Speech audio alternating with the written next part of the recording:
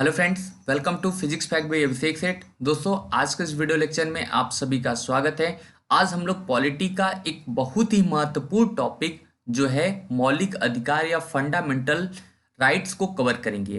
क्योंकि आप सभी जानते हैं कि जब भी किसी भी एग्जाम में जीएस के पेपर में पॉलिटी के क्वेश्चन आते हैं तो उसमें मौलिक अधिकार से जुड़े जरूर क्वेश्चन रहते हैं। उसी को ध्यान में रखते हुए जो मौलिक अधिकार वाला जो ये टॉपिक है, इसको मैं 2 से 3 वीडियो लेक्चर में कवर करूंगा, जिससे आपका एक सिंगल भी पॉइंट छूट ना पाए और किसी भी एग्जाम में काफ़ी अच्छा आप स्कोर कवर करें। इसी को ध्यान में रखते हुए इसके हर एक छोटे से छोटे पॉइंट को आज हम लोग यहाँ पर देखेंगे और उसके बारे में जानेंगे। तो चलिए फ्रेंड्स, स्टार्ट करते हैं, देखते हैं। पहला है कि मौलिक अधिकार होता क्या है। तो जनता को प्रदत्त ऐसे अधिकार जो उनके हितों का संरक्षण करते हैं मौलिक अधिकार होते हैं। यानी किसी भी देश में रहने वाले जो नागरिक हैं या नागरिक नहीं हैं, उनके लिए कुछ सरकारें द्वारा कुछ अधिकार प्रदान किए जाते हैं जो कि उनको गरिमामय पूर्ण जीवन जीने का जो है क्या होता है, एक लाभ मिलता है, जिससे वो अपने जो है जीवन को बहुत अच्छे तरीके से जीते हैं। इसी को हम लोग कहते हैं मौलिक अधिकार। तो ये किसी भी देश के द्वारा उनके नागरिकों को प्रदान किए जाते हैं, कुछ एक्सेप्शनल देशों को छोड़ के। चलिए हम लोग आगे देखते हैं। मौलिक अधिकार को भारतीय संविधान में संयुक्त राज्य अमेरिका के संविधान से लिया गया है। अच्छा, ये आपको मैंने अभी पिछले वीडियो लेक्चर में ही बताया था कि जो है मौलिक अधिकार का जो कॉन्सेप्ट है वो हमारे देश में किस देश से लिया गया है। तो मौलिक अधिकार का जो कॉन्सेप्ट है वो हमारे देश में संयुक्त राज्य अमेरिका या यूएसए से लिया गया है। ठीक है, और बात करते हैं कि मौलिक अधिकार के बारे में। तो भारतीय संविधान में जो मौलिक अधिकार है उसका उल्लेख जो है संविधान के भाग 3 में और अनुच्छेद 12 से 35 के मध्य किया गया है। इस क्वेश्चन को आप जरूर नोट करिएगा, ये मोस्ट इंपॉर्टेंट क्वेश्चन है कि भारतीय संविधान में मौलिक अधिकार का उल्लेख किस भाग में किया गया है। तो भाग 3 में किया गया है। और कौन कितने कितने से लेकर कितने अनुच्छेदों के मध्य किया गया है। तो 12 से लेकर 35 अनुच्छेदों के मध्य किया गया है। बात करते हैं कि प्रारंभ में मौलिक अधिकारों की संख्या कितनी थी। तो जब प्रारंभ में हमारा संविधान निर्मित हुआ या बनकर तैयार हुआ तो उस समय हमारे संविधान में मौलिक अधिकारों की संख्या टोटल 7 थी। लेकिन 44 अमेंडमेंट एक्ट 1978 में संपत्ति के अधिकार को कानूनी अधिकार बना दिया गया। ये याद आप जरूर रखेंगे, कब बनाया गया है। जो है 44 अमेंडमेंट एक्ट 1978 या 44वें संविधान संशोधन 1978 में जो संपत्ति का अधिकार था उसे क्या कर दिया गया, मौलिक अधिकार से हटाकर उसे कानूनी अधिकार बना दिया गया। कौन से अनुच्छेद में? तो 300 ए। याद रखेंगे कौन से अनुच्छेद में? 300 ए अनुच्छेद के तहत कानूनी अधिकार बना दिया गया, जबकि 44 अमेंडमेंट एक्ट जब लाया गया था। तो इतना जो है आप इस बारे में जानते रहिए। चलिए हम लोग आगे बढ़ते हैं। आगे क्या है, बात करते हैं वर्तमान में मौलिक अधिकारों की संख्या कितनी है। तो वर्तमान में मौलिक अधिकारों की संख्या 6 है। जैसे अभी अब मैंने आपको बताया कि ये 7 थे, एक को 44 अमेंडमेंट के तहत हटा दिया गया, तो वर्तमान में कितने बचे? तो वर्तमान में कुल 6 मौलिक अधिकार बचे। अब देखते हैं 6 क्या है। सबसे पहला जो है आपका है समता या समानता का अधिकार। अनुच्छेद 14 से 18 के मध्य इसका वर्णन किया गया है। ध्यान रखेंगे सारे अनुच्छेद को। ये क्वेश्चन अभी पिछले साल शायद यूपी टेट में पूछा गया था कि यही क्वेश्चन, इसी में से एक क्वेश्चन उठा के दिया गया था। तो आप ध्यान रखेंगे, सारे क्वेश्चन को अच्छे से कवर करेंगे। स्वतंत्रता का अधिकार, यानी स्वतंत्रता का अधिकार है अनुच्छेद 19 से 22 के बीच में। मतलब समता या समानता का अधिकार है अनुच्छेद 14 से 18 के मध्य है, और स्वतंत्रता का अधिकार जो है 19 से 22 के मध्य है। शोषण के विरुद्ध अधिकार जो होता है वो अनुच्छेद 23-24 में इसका वर्णन किया गया है।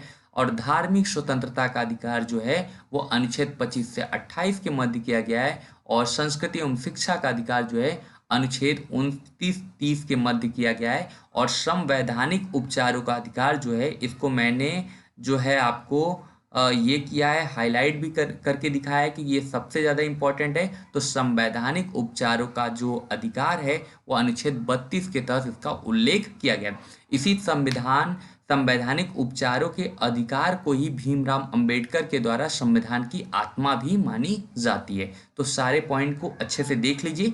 फिर आज हम लोग सिर्फ दो को देखा जाएगा। पहला नंबर एक जो है आपका ये देखेंगे, आज हम लोग पढ़ेंगे समता या समानता का अधिकार, और दूसरा स्वतंत्रता के अधिकार को आज हम लोग अच्छे से कवर किया जाएगा। Okay, clear. वर्तमान में कितने आपके मौलिक अधिकार हैं? तो 6 मौलिक अधिकार हैं, और किसको किसको जो है देखा गया है, तो किस किस अनुच्छेद के मध्य रखा गया है तो उनको बता दिया गया। और ये जो आपका वो था संपत्ति का अधिकार था, वो अनुच्छेद 31 में था, इसीलिए उसी को हटा दिया गया, इसलिए यहाँ से 31 गायब हो चुका है।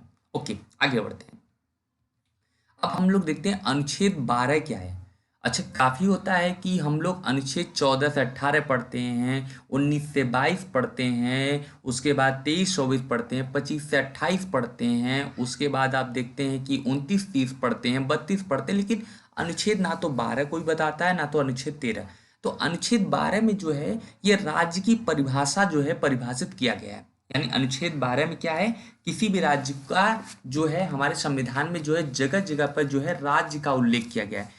इस राज्य का मतलब क्या होता है, इसी को जो है परिभाषित किया गया है अनुच्छेद 12 में। देखेंगे तो क्या है, राज्य की परिभाषा क्या है कि हमारे जो है किसके खिलाफ हम रीट दायर करेंगे। जैसे हम लोग कहते हैं ना, संवैधानिक उपचारों के अधिकार के खिलाफ अगर हमारा कोई भी मौलिक अधिकार का सरकार द्वारा या किसी अन्य संस्था द्वारा जो है हनन किया जाता है, तो हम क्या करते हैं, एक रीट दायर करते हैं सुप्रीम कोर्ट में और हाई कोर्ट में। तो उसी को राज्य को जो है परिभाषित किया गया है, किसमें किया गया है, तो भारत की संसद जो है या भारत की जो सरकार है इसके खिलाफ, या राज्य की जो विधान परिषद है या विधानसभा है, या जो आपके कह सकते हैं कि जो वो है यानी विधान परिषद और विधानसभा, इन सब को रिलेटेड को एक बना दिया गया राज्य। जैसे क्वेश्चन बता रहा है कि अगर राज्य की किसी संस्था द्वारा जो है हमारे अगर मौलिक अधिकार का हनन होता है, तो हम क्या करते हैं, सुप्रीम कोर्ट या हाई कोर्ट में जा सकते हैं। तो उस राज्य का मतलब क्या होता है, यहाँ पर उस राज्य का मतलब ही क्लियर किया गया है अनुच्छेद 12 में। तो आप इतना याद रखिएगा। ओके, आगे बढ़ते हैं। अनुच्छेद 13 में क्या है, अनुच्छेद 13 में क्या किया है, राज्य ऐसा कोई कानून नहीं बनाएगा जो मूल अधिकारों को छीनती है या न्यून करती है, और ऐसे प्रत्येक विधि उल्लंघन की मात्रा शून्य होगी। अगर कोई व्यक्ति, जैसे मान लीजिए अगर राज्य कोई ऐसा कानून बना देता है जिससे क्या होता है, किसी व्यक्ति के मूल अधिकारों का हनन होने लगता है या उसकी मूल अधिकार जो होती कम होने लगती हैं, तो अगर वो न्यायालय में जाएगा तो तुरंत क्या करेगा, उस जो है यानी जो उस कानून को जो है न्यायपालिका द्वारा उसे शून्य करार दे दिया जाएगा या उसे खत्म कर दिया जाएगा। तो आप इस बात को ध्यान रखिएगा कि सरकार जो है किसी विशेष परिस्थितियों में ही क्या कर सकती है, जो है मतलब मौलिक अधिकार को मतलब न्यून कर सकती है या कुछ समय के लिए स्थगित कर सकती है, लेकिन उसे शून्य नहीं कर सकती है। ध्यान रखेंगे। और वो कब है, आपातकाल की स्थिति में। तो आई होप मैं आपको यहाँ पर थोड़ा सा क्लियर करूँगा, क्योंकि ये थोड़ी चीज़ें आपके लिए टफ भी हो जाती हैं, क्योंकि लोग पढ़ते भी नहीं हैं और कोई पढ़ाना पसंद नहीं करता है। तो मैं आपको दोनों चीज़ को एक एक बार क्लियर कर रहा हूँ। राज्य की परिभाषा, जैसे हमारे देश में क्या है, जब संविधान में यानी मौलिक अधिकार की परिभाषा दिया गया है, तो उसमें बताया गया है कि यदि किसी राज्य के द्वारा अगर किसी व्यक्ति का कुछ जो है मौलिक अधिकार का हनन हो रहा है, तो वो राज्य का मतलब क्या है, वो भारत का जो है, भारत का यानी भारत की संसद भी हो सकती है, भारत की राज्य सरकार भी हो सकती है, भारत की जो है अन्य संस्थाएं, सरकारी संस्थाएं भी हो सकती हैं। तो इसको परिभाषित किससे किया गया है, उस राज्य के द्वारा परिभाषित किया गया है।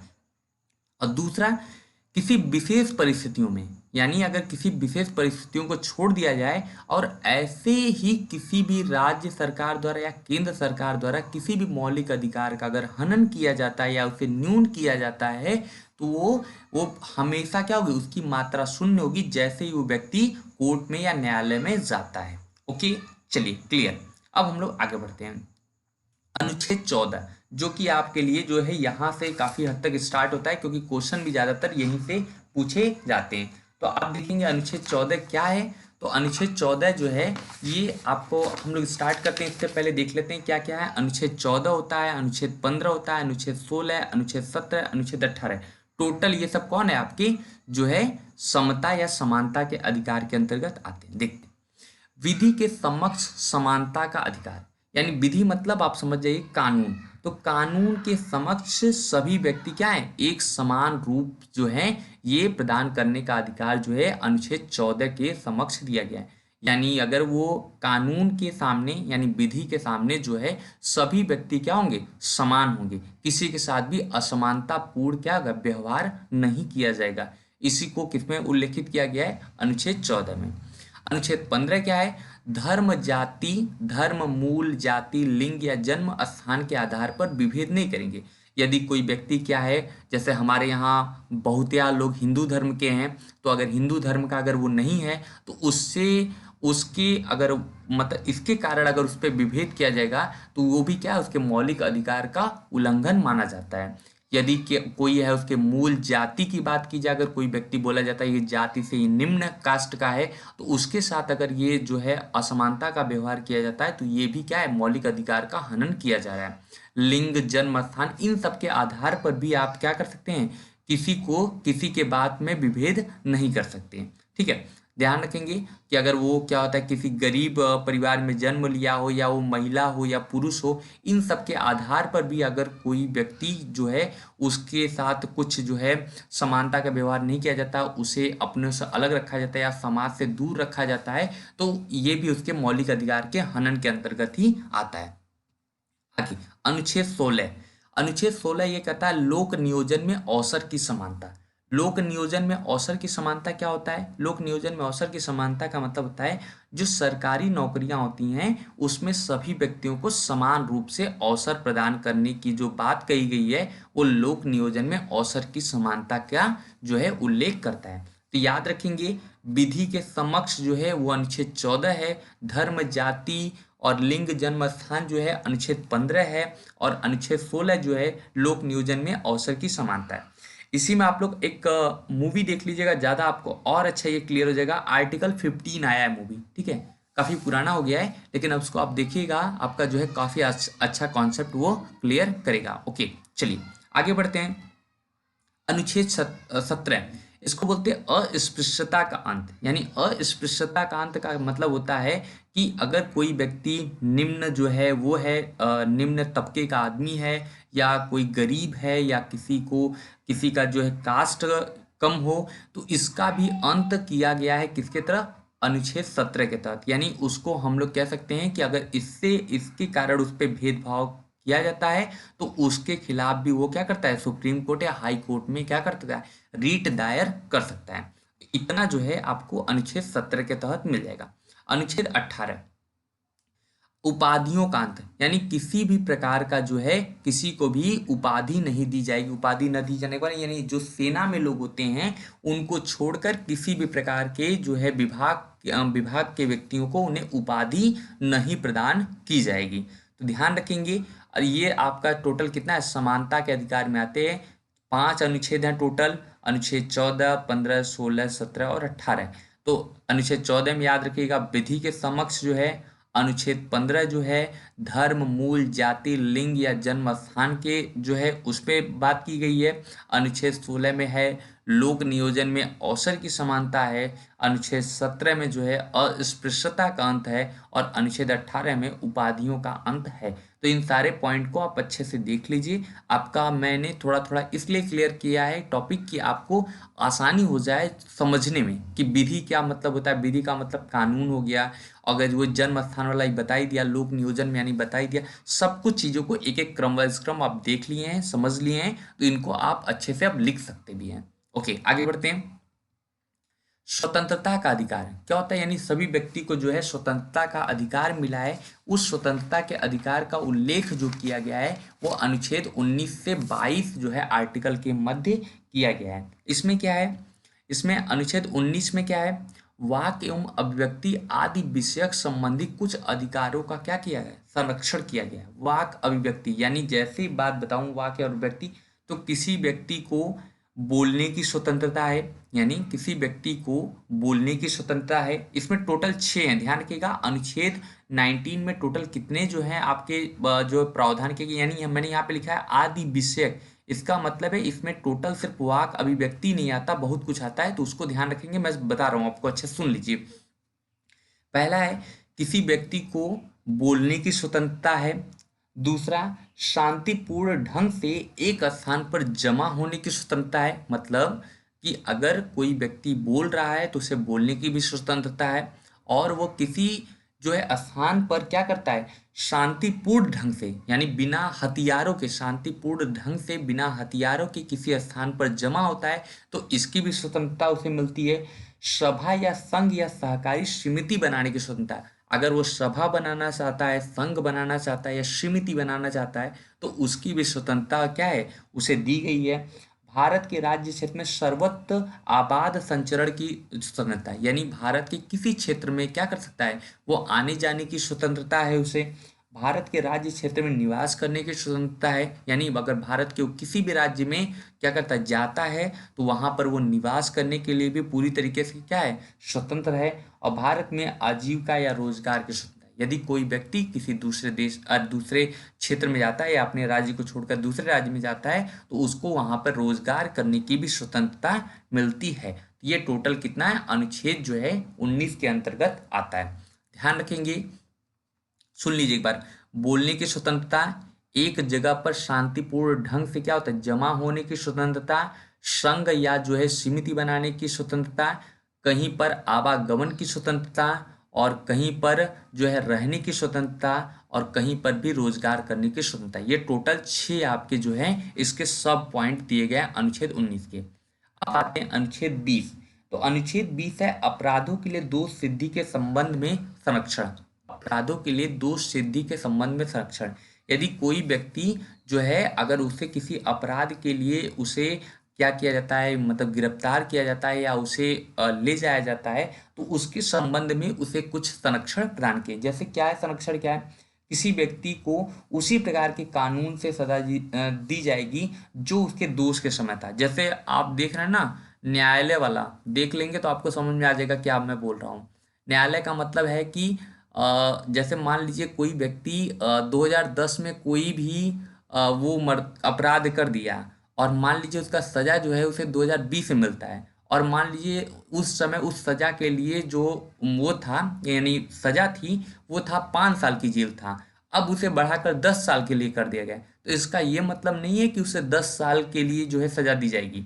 उसे कब के लिए सजा दी जाएगी, उस 5 साल के लिए दी जाएगी जब उसने वो अपराध किया है, लेकिन 10 साल का समय बीत जाता है इसी में, क्योंकि ये जो है हमारी न्यायपालिका जो है वो मामला खींच देती है। ओके, चलिए आगे बढ़ते हैं।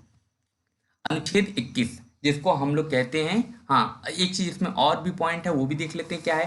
यानी किसी व्यक्ति को जो है अ, उसी प्रकार के कानून से सजा दी जाएगी जिस समय वो उसके दोष के समय जो उसको कानून था। ओके, ठीक है, यानी मतलब है कि अगर समय बदल गया, इसका मतलब है कि उसका जो है सरकार के द्वारा उस सजा के लिए जो है समय को वृद्धि कर दिया गया है, उम्र कैद को मौत की सजा बना दी गई है। तो उसे नहीं है कि आप उम्र कैद की सजा उस समय वो समझ रहे हैं मेरी बात अच्छे से, इसको मैं समझा दे रहा हूँ, ठीक है, आप देख लीजिए।